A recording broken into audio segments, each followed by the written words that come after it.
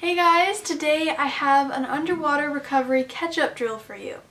I'm starting this in my room today because there are some details about the paddles that we're going to use for this drill, and I wanted to make sure you guys all knew about it because it's kind of hard to see in the video, so I'm going to explain it to you first. The paddles that you want to use for this drill are really flat paddles that don't have any curves in them, like these paddles. You don't want to use these because they have curves in them and a hole in the middle, because we are going to take the straps off and you're going to swim with your hand flat. Do not hold it.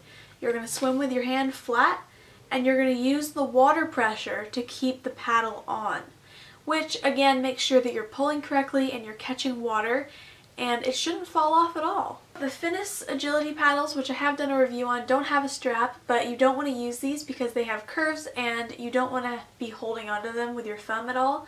You want your hand to be completely flat on a paddle like this, and I'll have a link to these in the description box below. Let's get to the swimming part. Yes! During this drill, the best way to make sure your body is straight and you're pulling through the center is by following and staying on top of the black line on the bottom of the pool. Always keep one hand in front of you pointing down the center of the pool. Lining up with the black line makes it a lot easier to point straight. As with all drills, it's important to keep a steady, fast kick. Wearing a snorkel can help so you don't need to break your stroke while breathing. I would definitely use my snorkel, but I accidentally forgot it the day we filmed this. For less advanced swimmers, also wearing fins can help to increase your speed and stability so you can focus more on a proper pull. You have to get an early catch to keep the paddles on and pull straight down the center of your body while keeping your other hand pointing straight in front of you.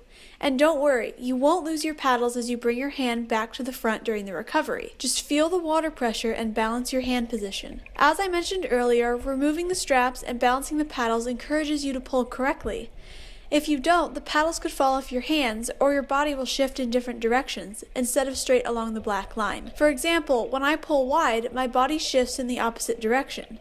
If you normally pull too wide when you swim freestyle, this drill will help you correct that by pulling in the strength zone while keeping your body in better alignment. This can also cause the paddles to fall off, which did happen to me a few times when I pulled wide. Another example is when I cross over the center. You can see that my body shifts in the other direction and then my hips twist to compensate. This causes you to lose strength during the pull as well as control.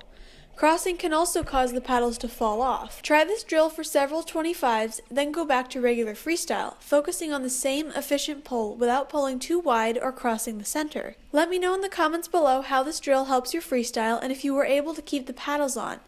It took me a few minutes to get used to it, but after adjusting my pull and staying in the center of the lane, I figured it out.